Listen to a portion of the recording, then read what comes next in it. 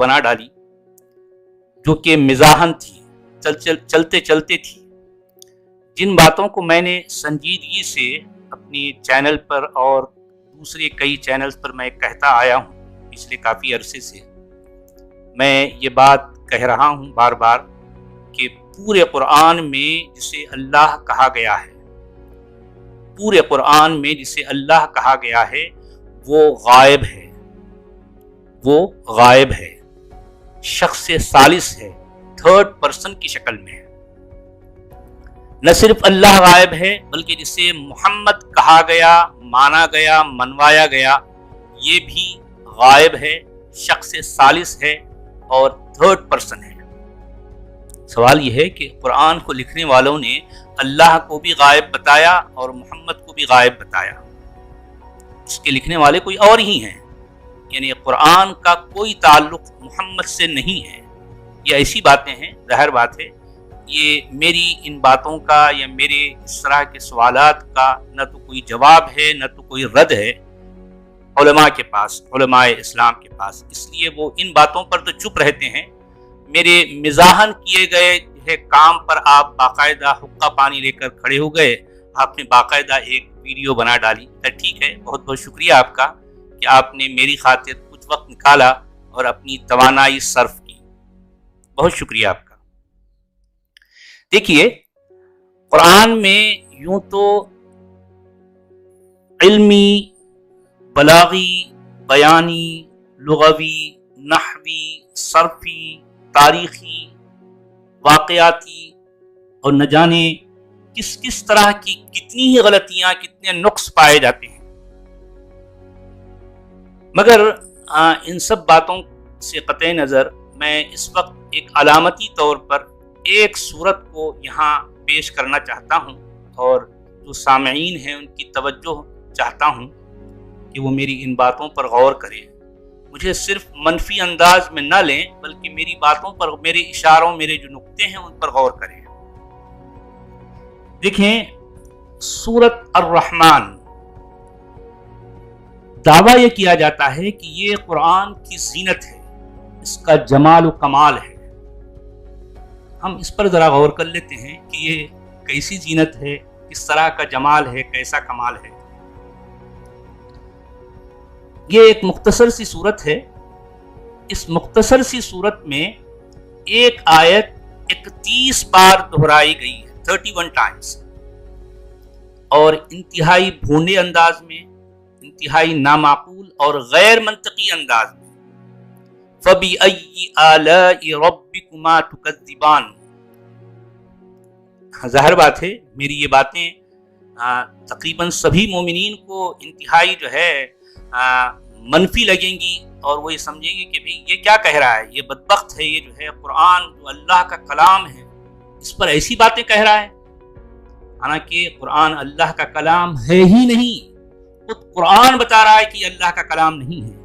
पूरे कुरान में अल्लाह मुतकल्लिम नहीं है, अल्लाह मुतकल्लिम नहीं है, न तो अल्लाह मुतकल्लिम है और न मुहम्मद मुतकल्लम है। कुरान में अल्लाह मुतकल्लिम नहीं है और मुहम्मद मुतकल्लम नहीं है, सिवाय 3 आयतों के। इसमें बज़ाहिर ऐसा लगता है कि वो जिसे अल्लाह कहा गया है वो मूसा से हम कलाम हुआ है, ये बज़ाहिर लगता है। लेकिन ये इन 3 आयतों में, सूरत ताहा और सूरत नमल और सूरत क़सस की ये जो 3 आयतें हैं, इसमें बज़ाहिर मूसा का अल्लाह से हम कलाम होना ऐसा ज़ाहिर होता है। लेकिन उसमें, उसके अंदर भी जो है कितने नुक्स हैं, कितने जो है ऐब हैं, इसको मैं किसी और मौके पर जो है बयान करूँगा। यहाँ सिर्फ अलामती तौर पर सूरत अर्रहमान पर हम गौर करते हैं। देखिए, सूरत रहमान पर अगर कोई भी शख्स इसका गैर एतकादी तौर पर इस पर नज़र डालते हुए इसका तनकीदी जायज़ा ले तो उसको ये बात साफ नज़र आएगी कि ये सूरत असल में एक मुब्तदी शायर जैसा कोई शख्स था जिसने इस सूरत को लिखा। मुब्तदी शायर मैं क्यों कह रहा हूँ, वो इसलिए कि आम तौर पर मुब्तदी शुआरा क्या करते हैं, जो अभी सीख रहे होते हैं, न्यू कमर्स जो होते हैं, वो क्या करते हैं कि इधर उधर से کئی جو ہے قافیے ڈھونڈ نکالتے ہیں، پہلے قافیے جمع کر لیتے ہیں، تو اب ان قافیوں کو لے کر وہ کچھ الفاظ ان کے ساتھ ان قافیوں سے جوڑ کر ایک ایک شعر بناتے جاتے ہیں۔ ہو بہو یہی معاملہ سورۃ الرحمن کا ہے۔ آپ ذرا غور کریں، میرے ساتھ ساتھ چلیں، میں جو باتیں آپ کے سامنے رکھنا چاہتا ہوں ان پر ذرا برائے مہربانی غیر منفی انداز میں غور کیجئے گا۔ دیکھیں، اس سورت کا جو قافیہ ہے الف اور نون، تو عموماً تقریباً ہر شعر میں یا ہر آیت میں یہ الف اور نون کا قافیہ اس سے جوڑا گیا ہے۔ الرحمن، القرآن، الانسان، بیان، یا اس طرح سے۔ اس میں ایک لفظ ہے النجم اور ایک لفظ ہے الشجر۔ النجم والشجر یسجدان۔ اچھا، یسجدان چونکہ جو ہے تثنیہ کا صیغہ ہے، الف اور نون آئے ہیں اور اس کے ساتھ یہ قافیہ پوری طرح سے فٹ بیٹھتا ہے، تو محض اس وجہ سے کاتبین سورۃ الرحمن نے کیا کیا، یہ اس سے پہلے دو لفظ جمع کر دیے، جوڑ دیے، النجم اور الشجر، اور اس کے ساتھ یہ جو قافیہ آلریڈی ہے ان کے ہاتھ میں یسجدان، وہ اس کے ساتھ فٹ بیٹھ گئے۔ اب سوال یہ ہے کہ کیا صرف ایک تارا اللہ کو سجدہ کرتا ہے؟ کیا صرف ایک شجر یا ایک پیڑ اللہ کو سجدہ کرتا ہے؟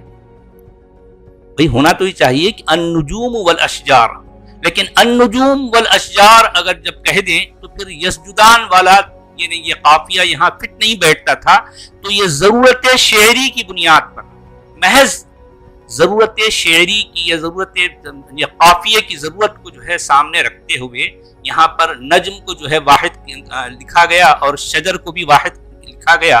ان دونوں کے تثنیہ سے جو ہے یہاں پر یسجدان جو ہے اس کے ساتھ جوڑ دیا گیا۔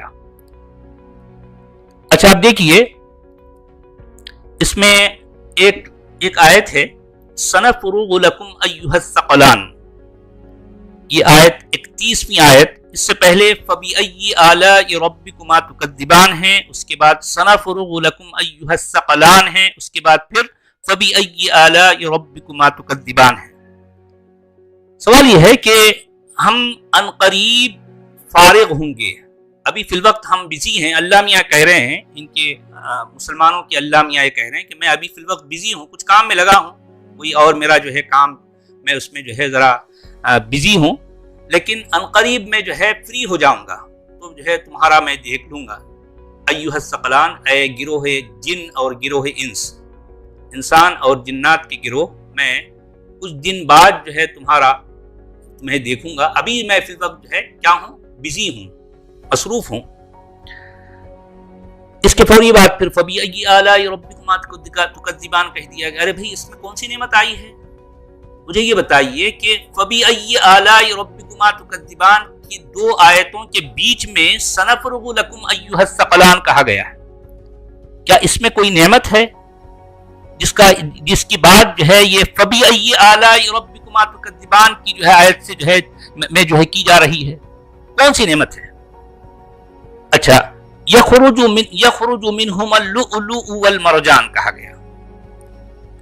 سوال یہ ہے کہ اس دریا میں سے یا بحر میں سے صرف لؤلؤ اور مرجان ہی نکلتے ہیں، اس کے علاوہ اور کچھ نہیں نکلتا؟ صرف یہ دو ہی نعمتیں ہیں؟ لیکن ظاہر بات ہے یہاں پر لؤلؤ والمرجان صرف اس لیے کہے گئے ہیں کیونکہ یہ قافیے میں جو ہے فٹ بیٹھتے ہیں۔ ایک آیت بن جاتی ہے، المرجان لگا دو، اس سے پہلے لؤلؤ کا جو اضافہ کر دو اور جو ہے اس کو یہ کہہ دو تو ایک آیت تیار ہو گئی، بات ختم۔ اور کوئی جو ہے اس کی معنویت ہے ہی نہیں، کوئی اس کا مطلب ہی نہیں ہے کہ بھئی ظاہر بات ہے دریا یا بحر میں بے شمار چیزیں نکلتی ہیں جو کہ نعمت کہلائیں گی، ہاں، لیکن یہاں پر صرف دو نعمتوں کا ذکر کیا گیا اس لیے کہ یہ جو ہے تثنیے کے صیغے میں جو ہے فٹ بیٹھتی ہیں۔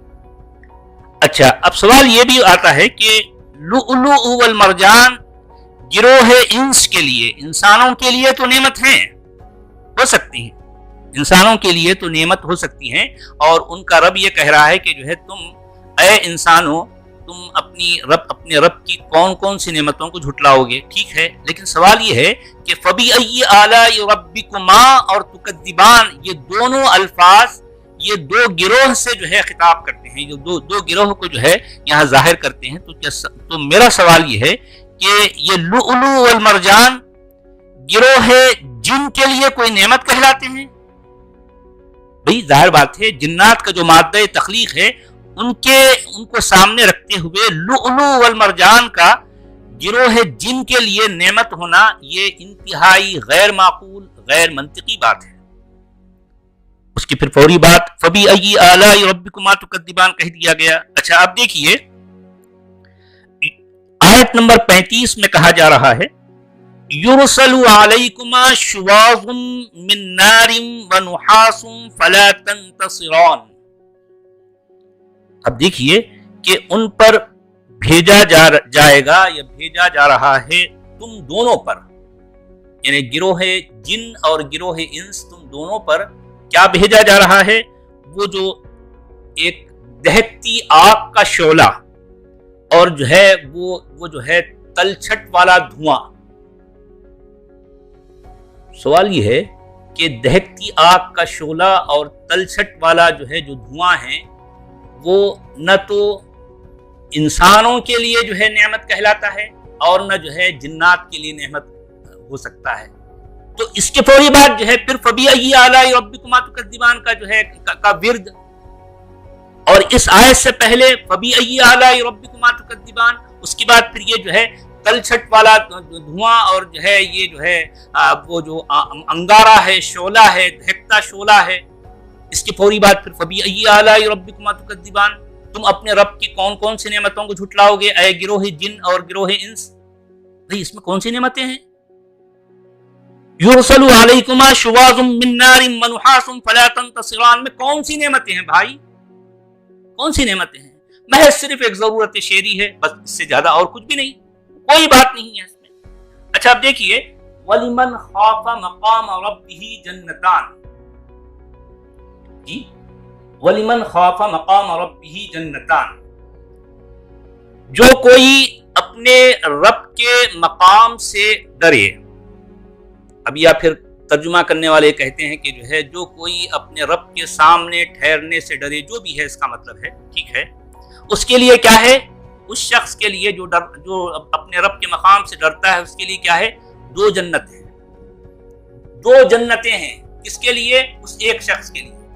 اب سوال یہ ہے کہ بھئی وہ جو ڈرتا ہے اپنے رب کے مقام سے اس کے لیے تین جنتیں کیوں نہیں ہیں یا ایک جنت کیوں نہیں ہے؟ بھئی ظاہر بات ہے وہ اس لیے نہیں ہے.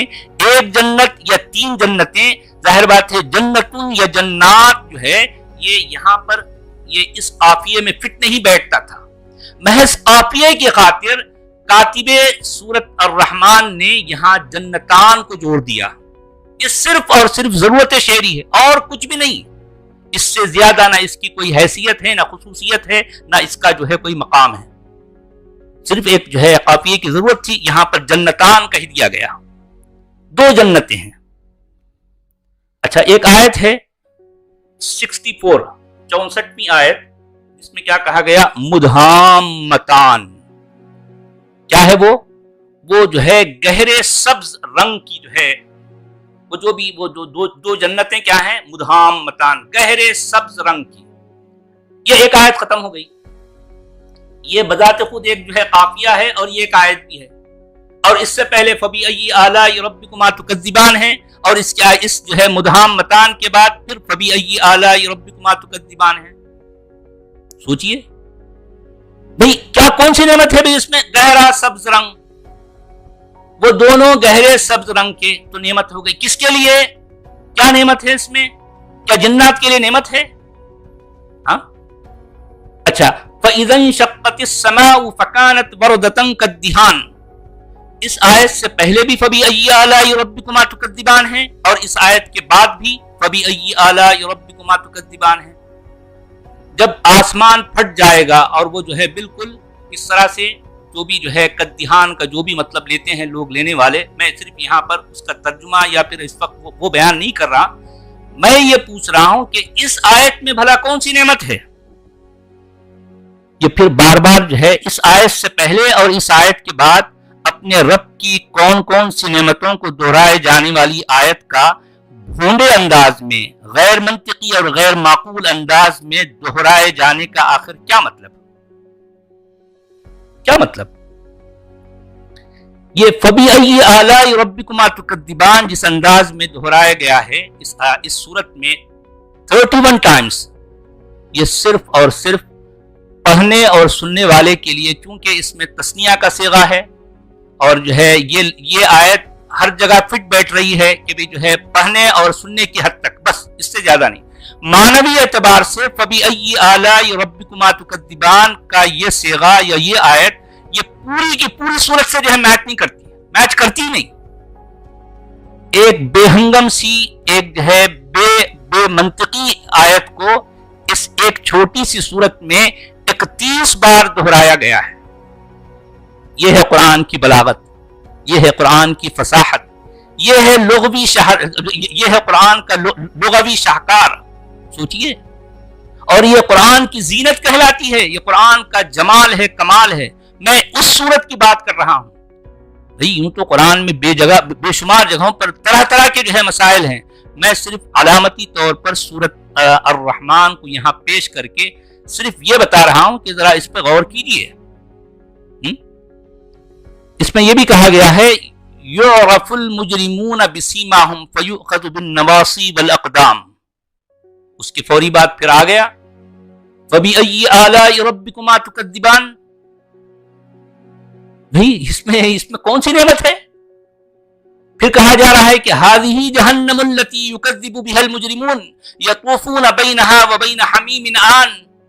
بھئی سارا کا سارا ڈراوا ہے، بہکاوا ہے، یہ جو ہے جہنم کی بات ہو رہی ہے۔ اس کی فوری بات پھر آ گیا تم اپنے رب کی کون کون سی نعمتوں کو جھٹلاؤ گے؟ ارے بھئی اس میں کون سی نعمت ہے؟ اس میں تو ڈراوا ہے، اس میں عذاب کا دہکاوا ہے، اس میں کہاں کون سی نعمت ہے بھئی بتائیے؟ اچھا اب چونکہ پھر جو ہے فیہما عینان تجریان فیہما من کل فاکہۃ زوجان۔ اچھا اب دیکھیں گے سارے کے سارے تجریان اور زوجان چونکہ تثنیہ کے صیغے ہیں تو اب چونکہ اس قافیے میں فٹ بیٹھتے ہیں، محض صرف اور صرف اس وجہ سے یہ الفاظ یہاں جو ہے ڈال دیے گئے اور کچھ بھی نہیں، کیونکہ جنتان آ گئی، اب اس کے ساتھ ساتھ جو بھی لفظ آتا جائے گا قافیے کے طور پر یہ تثنیہ کو جو ہے ظاہر کرے گا، تو اب یہ جو ہے آیت بنتی جائے گی، پڑھنے والے پڑھیں گے جھوم جھوم کر، سننے والے بس ماشاءاللہ یہ جو ہے الحمدللہ کہتے جائیں گے، اور اس طرح سے صدیاں جو ہے گزرتی جائیں گی۔ یہ ہے مومنین کا معاملہ۔ بھئی مومنین جو ہے ان کے پاس سوائے ایمان کی اور ہوتا کیا ہے بھلا؟ بھئی ایمان تو ایک اندھیرے کا نام ہے نا، وہاں عقل سے، علم سے، منطق سے اس کا بھلا کیا سروکار؟ کوئی سروکار نہیں، کوئی واسطہ نہیں۔